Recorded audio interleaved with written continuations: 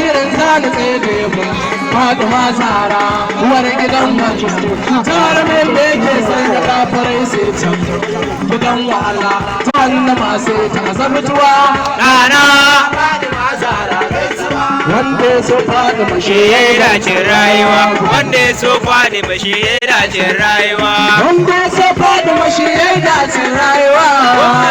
Fatima shi ya dace rayuwa. Allah malicin kowa Malicin dare kai ne mai rayuwa ba ka kuskure ko ne bayan kare masu roƙon ka ne ka dafa mana rabbana mu kai aikin gaisuwa, wanda ya so Fatima shi ya dace rayuwa. wata kaiwa mababakar Sirri amara mai bayyana kai ko cikin tayiwa barin nada alaye na sane sahabbai ma na sane wallahi masu sai ta rayuwa wanda ya so Fatima shi ya dace rayuwa. wata kaiwa mababakar Sirri